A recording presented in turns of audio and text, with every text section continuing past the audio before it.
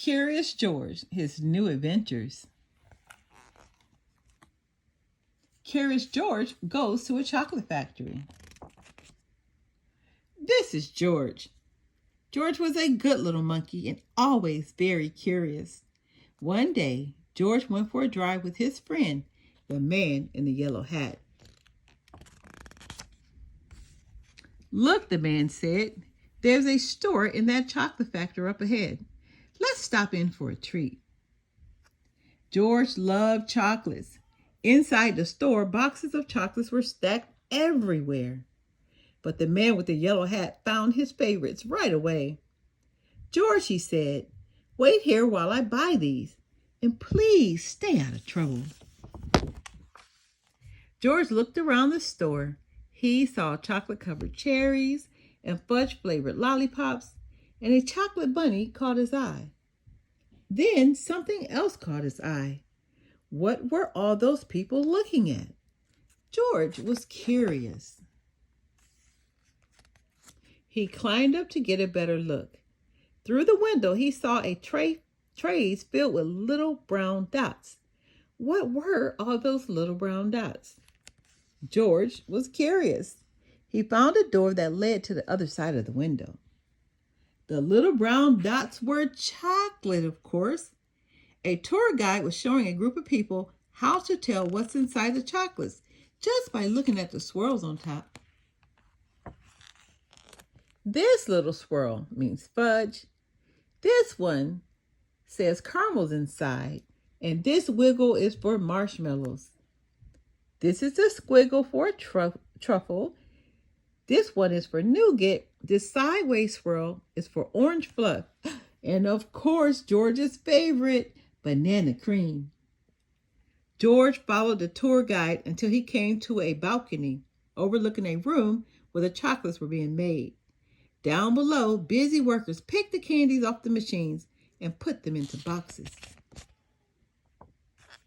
These were all the machines that made the chocolates with the swirls on top. The chocolates came out of the machine on long belts. But how did they get their swirls? George was curious. He climbed down from the balcony and up onto a machine. George peeked inside. He was trying to see what was making the swirls when all of a sudden, the chocolates began coming out faster and faster. They sped up by him so quickly they seemed to be running on legs of their own. "Quick, bring more boxes," yelled a man with a tall white hat. "What happened?" asked another man. Nobody answered. Nobody knew what had happened, and everyone was so busy that no one even noticed George. The workers began to fall behind, and the candy began to fall off the end of the belts. "Save the chocolates," yelled the man with the tall white hat. Meanwhile, George saw one of his favorites whiz by. He tried to catch the banana cream chocolate, but it was too fast. He chased it to the end of the belt. At the end of the belt was a pile of chocolates. The pile was growing taller and taller. George had never seen so many chocolates. As he searched for the banana cream, he put the others in empty boxes. George was a fast worker. Someone noticed and yelled, "Bring that monkey more boxes. He's helping us catch up." Not all the chocolates made into the boxes, but no more chocolates fell onto the floor. Just then, George and the workers were all caught up. The tour guide ran in with the man with the yellow hat. "Get that monkey out of here," she yelled. "He's ruining our chocolates." But this little monkey saved the chocolates, explained the workers. Then the man with the tall white hat said to George, "You may have caused us some trouble, but you were a speedy little monkey. You deserve a big box of candy for all your help." George was glad that he was not in trouble, but he did not take the chocolates. Back in the parking lot, the workers waved goodbye as George and his friend got into their little blue car. "George, are you sure you don't want any chocolates before we leave?" asked the man with the yellow hat. George was sure. Curious George and the Puppies. This is George. George was a good little monkey and always very curious. One day, George went for a walk with his friend, the man with the yellow hat. When they sat down to rest, they noticed a tiny kitten. It was peeking out from under a bush. The kitten looked frightened. Perhaps she is lost, said the man with the yellow hat. Together, he and George searched the park for the little kitten's owner, but the kitten was all alone. This kitten is too young to be on her own, the man said. We should take her to the animal shelter, where they can find her a home. So George and the kitten and the man in the yellow hat drove to the animal shelter. The director of the shelter was glad to see them. It was good of you to bring the kitten here, she said. We will be happy to take care of her. George gave the kitten to the director. Then he and the man with the yellow hat walked inside. Come on in, the director said, but watch where you step. We have a large litter of puppies, and one has gotten out of his cage. We're still looking for him, so please be careful. She closed the door quickly behind them. George had never been to an animal shelter before. Animals of all kinds were being cared for here. George saw bunnies and cats. He saw turtles and guinea pigs. He even saw a snake. But he didn't see any puppies. George, I need you to sign some papers, said the man with the yellow hat. Please stay here while I sign the papers, and don't be too curious. Just as the man with the yellow hat left the room, George heard barking. Maybe it was the puppies. But where is it coming from? George was curious, so he followed the barking noises. And he found a room full of dogs. There were yellow dogs and spotted dogs, sleek dogs and fluffy dogs. There were quiet dogs and yappy dogs, and even a dog without a tail. But where were the puppies? Then George saw a little tail wagging. Then he saw another and another. Once George saw the puppies, he could not take his eyes off of them. He had to pet one. Here was a puppy, the puppy George liked. George wanted to hold the puppy slowly. He opened the door. But before George could even reach the puppy, the mother dog rushed the door open and off the puppies went in a shot. George tried to close the door after her, but the puppies were too fast. There was nothing that George could do. Puppies were everywhere. Puppies hid under the desk. Puppies barked at bunnies. One puppy played with a telephone cord, and another puppy climbed on top of a cage and watched the others get into mischief. Soon all the dogs were barking, the cats were meowing, and the bunnies rustled in the corners of their cages. Oh no, cried the director as she and the man with the yellow hat rushed into the room. Now all the puppies are gone. The man with the yellow hat helped the director gather up all the puppies and put them safely back in their cages. Soon all of the animals settled down and were quiet, except for one who was still barking. It was the mother dog. What was she barking at? There was nothing here but a door. There must be something on the other side, thought George. He opened the door. It was the missing puppy. Everyone was so happy to finally find the puppy.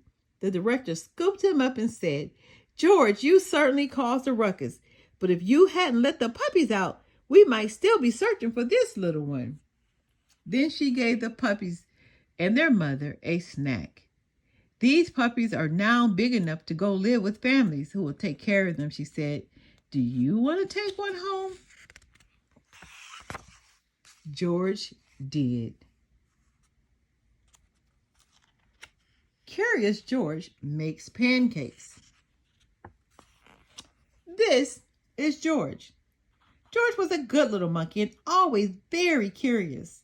One morning, the man with the yellow hat woke George early. "Time to get up, George," he said. "The pancake breakfast is today." George loved the pancake breakfast. It was a fundraiser that was held every year to make money for special programs in the hospital. Besides eating pancakes, there were all kinds of games to play. Even the mayor came out to play and to eat. But first, he gave a welcome speech. "Thank you all for coming," the mayor said. "We appreciate your generous support." He thanked all the volunteers who were helping that day, and finally he said, "Please enjoy yourself and enjoy the pancakes too." When the mayor finished, the man with the yellow hat said, "George, I'm going to buy our tickets. Please wait here and don't be too curious."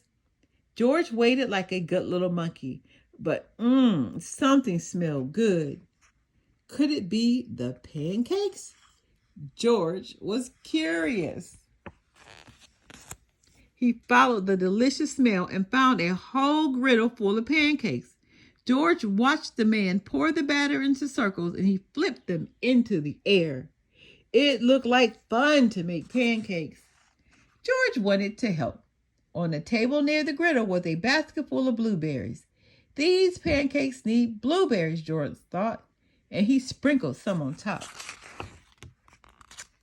Meanwhile, the man at the griddle was so busy he didn't notice the little monkey helping him. But the line grew and it grew. George's pancakes were a hit.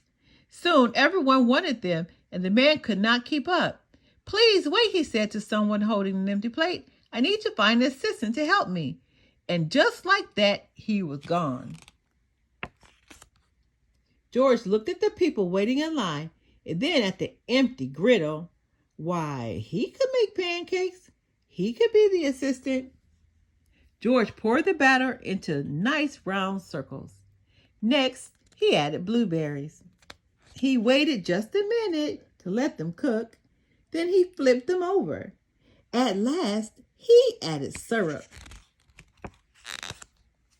The line for pancakes was enormous, but with 4 hands, George made quite a chef, and no one's plate was empty for long.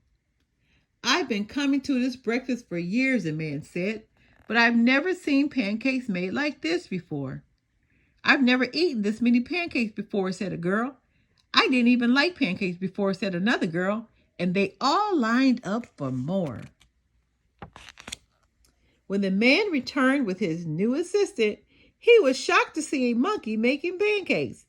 "This is no place for a monkey," he said, and he yelled and he chased George away. George hadn't meant to cause trouble. He'd only wanted to help.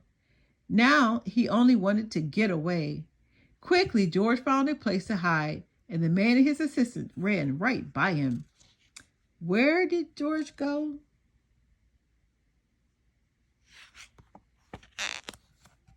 Then, when it was safe to come out, George jumped out. He was covered in syrup like a pancake, and he was sticking to everything. George was curious. Could these napkins help clean him?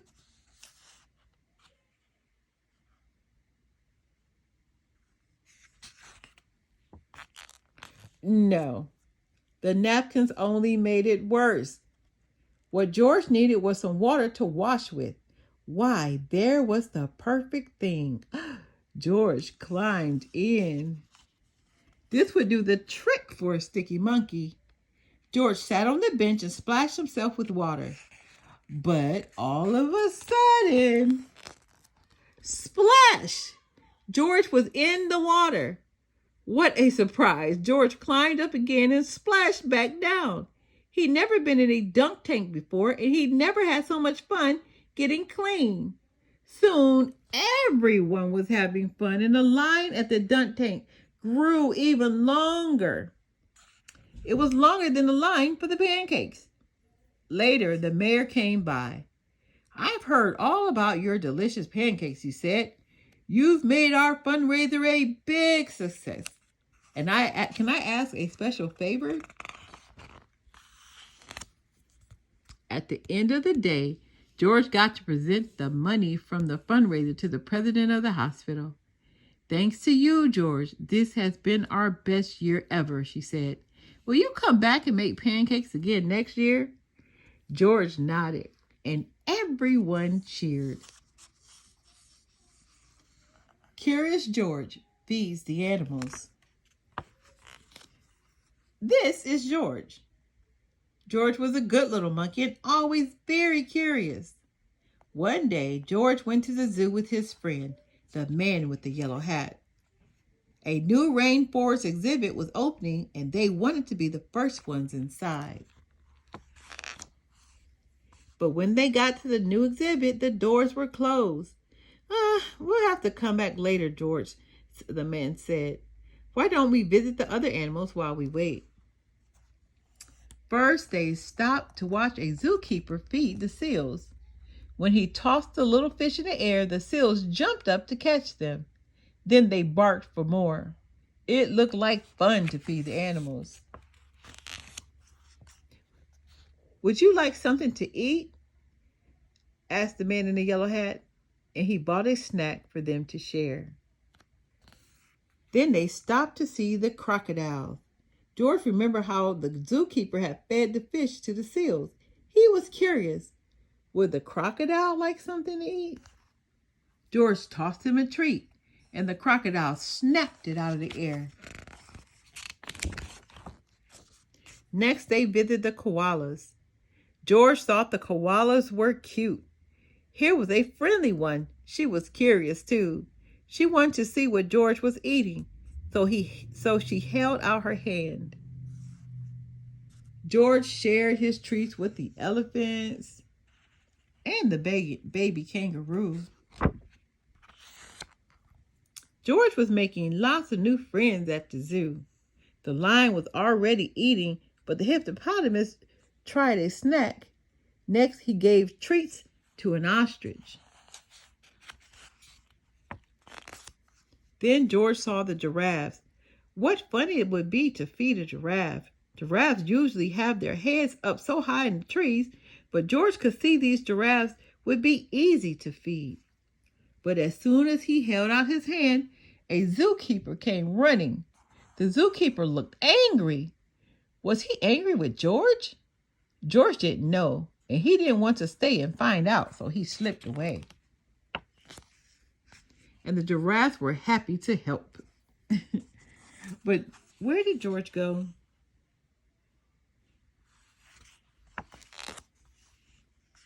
He was trying his best to hide, but little monkeys can't stay hidden for long. When George wiggled, the zookeeper was waiting. "I see you," he said. Just then, another zookeeper hurried by. "Come quick," she yelped. "Someone saw the parrot." The first zookeeper led George to a bench. "The parrot from our new exhibit escaped, and I must help find him." He told George to wait for him there, and before he left, he said, "Don't you know you're not supposed to feed the animals? The wrong foods might make them sick." George felt awful. He didn't know he wasn't supposed to feed the animals. He didn't want to make them sick. George was looking at the treat in his hand when all of a sudden, a big bird swooped down and snatched up his treat right away. Now George knew he wasn't supposed to feed the animals, but this one had helped himself. A zookeeper passing by was happy to see the parrot. "You found him," she said. "We've been looking for this bird all day." When she saw George's snack, she said, "This isn't the best thing to feed a parrot, but a little won't hurt.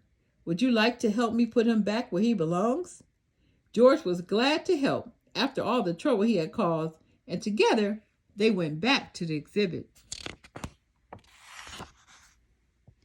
"There's our problem," the zookeeper said, pointing to a hole in the netting.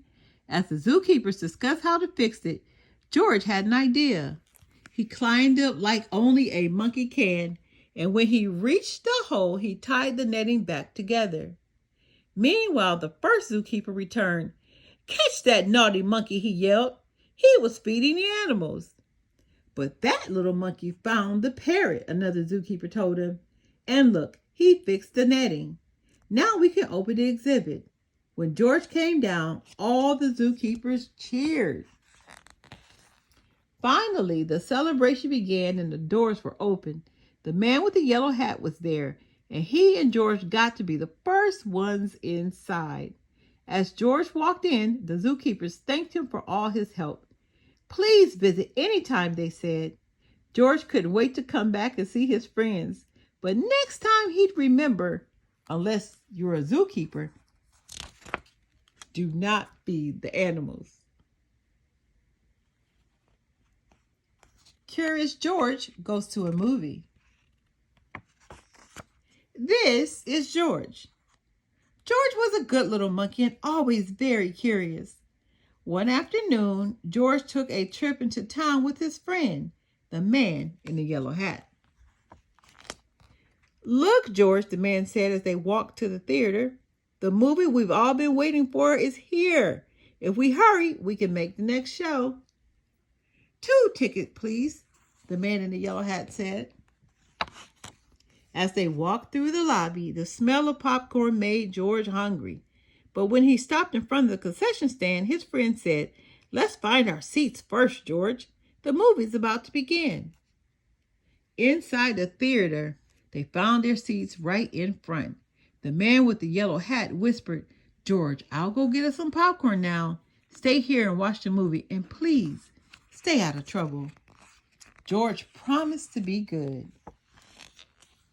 George was enjoying the movie when all of a sudden a big dinosaur jumped into the screen. It made George jump right out of his seat. George was curious. Was he the only one to jump out of his seat? He looked around. He was. Looking around, George saw a bright light coming from a little window in the back. What was this? Is this what made the movie on the screen? And the dinosaur up here? George was curious. Though he promised to be good, little monkeys sometimes forget. And soon George was at the back of the theater, but the window was so high not even a monkey could climb up to see it. Usually there is a room behind the window, thought George, but how could he get inside? Then he saw a door. George raced up the stairs and peeked inside. He saw a strange machine with spinning wheels. It was making a funny noise, and it was making the light that came through the window. Now he could see how the movie worked, but when he stepped into the room, George was surprised to see a boy sitting in a chair. The boy was surprised to see a monkey standing in the room. In fact, the boy was so surprised that he jumped right out of his seat and knocked the wheels right off the machine. Downstairs in the theater, the audience began to shout and stomp their feet. They wanted to watch the movie. But the movie was all over George. George felt awful. The movie had stopped and it was all his fault. "This is no place for a monkey," the boy said, working quickly to unwind George and rewind the movie. "Why don't you wait by the window until I fix this mess?" As George waited, he looked out the window at the audience in the big blank screen. When he moved in front of the light that was coming from the machine, he saw his shadow down below. This reminded George of a trick. He arranged his hands just so, and a bunny appeared on the screen. Then George made a dog and a duck and another dog. "It's a puppy," someone from the audience shouted. Others joined in. "It's a bird," they said. George made the bird fly away. Then the audience saw George's shadow up on the screen. They were delighted. "It's a monkey," a child yelled, and the audience laughed and clapped. "This is better than a movie," said a girl to her friend. Just as George was about to run out of tricks, the boy announced that the movie was ready to go. The audience cheered once for the movie, and they cheered once for George. The audience was still cheering when the man with the yellow hat ran into the room. "I thought I'd find you here, George," he said, and he apologized to the boy for all the trouble George had caused. He did give me a scare, the boy said, but thanks to his hand shadows, everyone waited patiently for the movie to be fixed. Then the boy restarted the movie. Would you like a treat for your performance, George? He asked. And before the dinosaur appeared again on the screen, George and the man with the yellow hat were back in their seats, this time with popcorn. Curious George and the hot air balloon.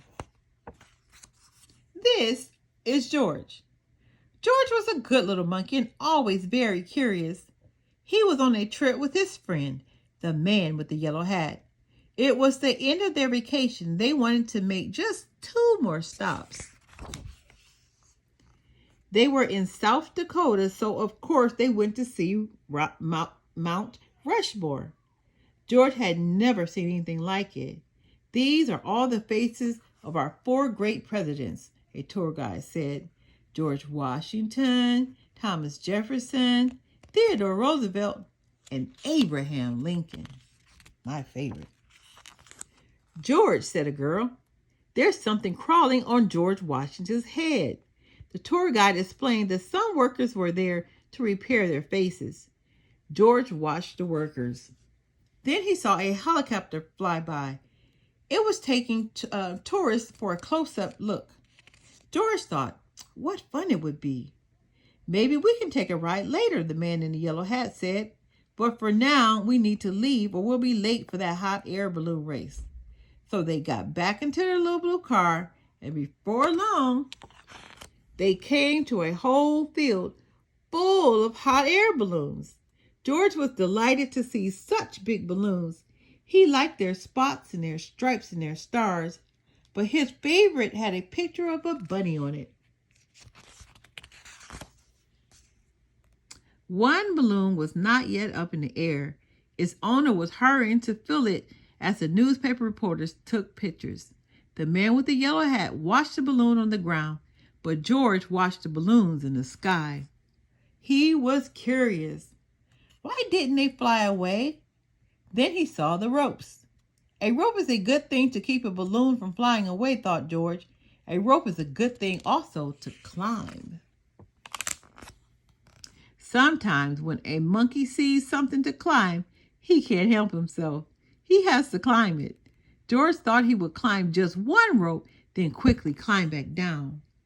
But when George climbed up, there was no way to climb back down. The rope had come undone, and there was only one place to go. Up, up, up went the balloon, and up went George with it.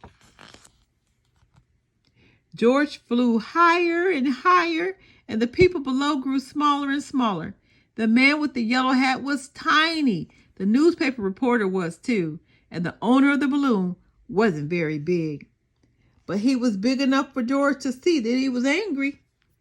George felt bad. He didn't mean to take the balloon. He didn't even know how to fly it. As the wind whisked him away, he wished he had someone to help him. But he was all alone. George climbed up into the basket. When he looked around, he found that he wasn't alone after all. The race was on, and he was in the lead. Together, the balloons flew across the field and over the forest. Now George was having fun, but before he knew it, George was alone again, and all the fun was gone. Flying by himself high in the sky, George was frightened. How would he ever get down, he wondered. Oh, if only he had that rope to climb. Suddenly, the wind changed and George saw some familiar faces. He was excited. Someone was sure to help him now. In fact, there was someone right there in front of him. It was one of the workers, and he was stranded on George Washington's nose. George was so happy to see the worker, he didn't notice how happy the worker was to see him. Slowly, the balloon floated closer. Would it come close enough? Oh, it did. The worker grabbed onto the rope and climbed up. Soon he was in the basket with George. Hooray! George was rescued. Hooray! The worker was rescued too. They sailed up over George Washington's head and landed safely in a tree. Soon a whole crowd came to rescue them both. The man with the yellow hat was happy to see George.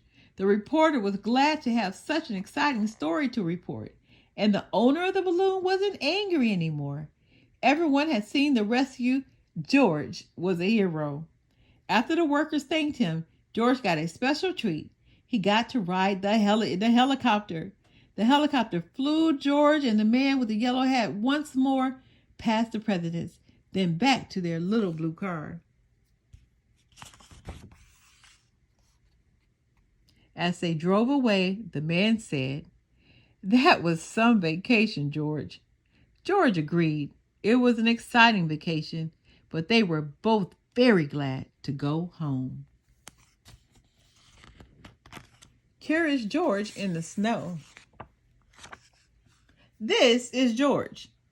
George was a good little monkey and always very curious. One cold day, George went to a winter sports competition with his friend, the man in the yellow hat. They were outside all morning and wanted to warm up with a hot drink. At the ski lodge on top of the mountain, the man said, "George, why don't you wait at this table while I go get some hot chocolate? I'll be right back, so don't get into any trouble." George liked being on top of this mountain. There was so much to see. Why, there was something interesting. George thought it could look like a spaceship. He was curious. What was a spaceship doing on top of a mountain? George forgot all about waiting for the hot chocolate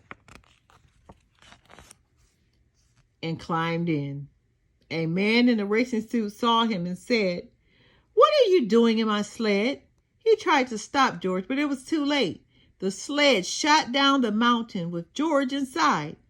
"This is no spaceship," thought George. "This is a rocket." "Stop that monkey," the man yelled. But George could not stop, and there was no one to stop him as he sped faster and faster through the snow.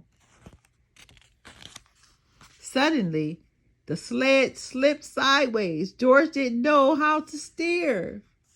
The sled swished through some trees and whacked into a pole. Luckily, George was not hurt, but this was not where he was supposed to be. Now, how would you get up the mountain? George looked at the sled. It was stuck by the pole. He looked up at the pole. Now he could see how a little monkey could get up the mountain. George just climbed the pole. And when the empty seat came close enough, he jumped in. What a view! From up in the air, George could see everything. As he rode up the mountain, he watched tiny skiers race down. When he reached the top, George was happy to see the ski lodge. This was where he was supposed to be. George found the table, but he couldn't find the man with the yellow hat. Where could he be? George looked down the mountain. There was someone who looked like his friend. Maybe his friend was going down to get George. But how could George get down the mountain this time? If only he had another sled. Why, here was a monkey-sized sled. George took down the sled and gave himself a push. The sled was quick to pick up speed on a steep mountain. George zigged this way and that way, then another way. He flew over a hill and landed on the raceway. "It's a monkey," yelled a boy, and the crowd cheered. "Look out, little monkey," someone yelled from the crowd. But George was going so fast that the wind roared in his ear and he could not hear. But George could see. He saw a skier right in front of him. Could he stop? No! The crowd gasped as George crashed into the skier and flew up in the air. The skier went tumbling and his ski snapped right in half. When George came down, he landed on the broken ski and kept going. The crowd was amazed. What is he doing? They asked.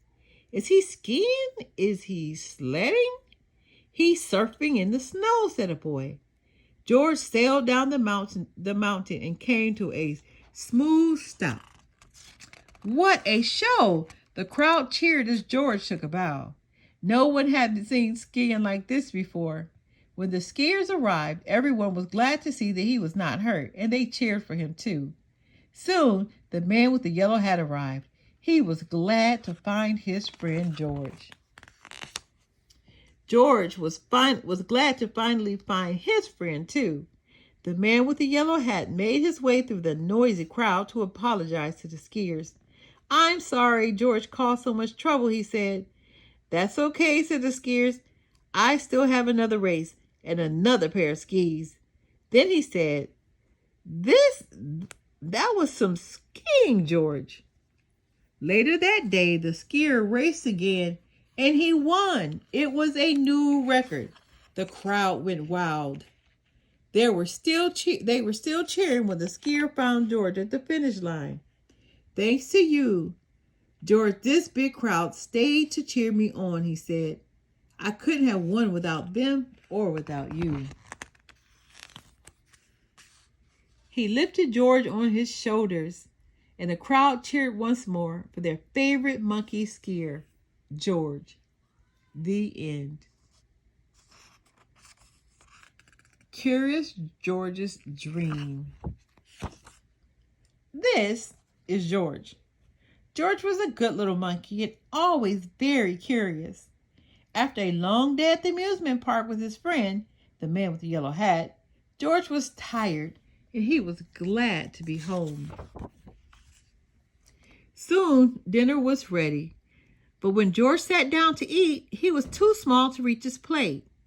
I'm sorry, George, the man said. I forgot to fix your chair.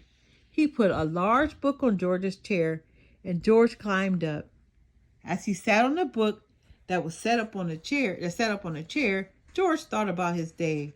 All day long, he had been too small. Your hands are too little to hold the baby bunnies, the manager at the petting zoo told him. I'm sorry, said the man operating the carousel. I cannot let you on. You have to be taller to ride this ride. Maybe next year, the man said. But after a good meal and a good dessert, George began to feel better. When the dishes were finished, the man said, George, I have a surprise for you. And they went into the living room. The surprise was a movie. George was glad to watch a movie with something he was not too small to do. George was enjoying the movie, but it had been a full day, and now he had a full stomach. Soon he could not keep his eyes open. The next thing George knew, he was back at the petting zoo. But this time, something was very different. The petting zoo was very small. In fact, everything was small. George looked around. Then he looked at himself. Maybe everything wasn't so small after all, he thought. Maybe he was just big. Uh-oh, this is not right, thought George. Then he remembered the bunnies. Why, he was not too small to hold a bunny now.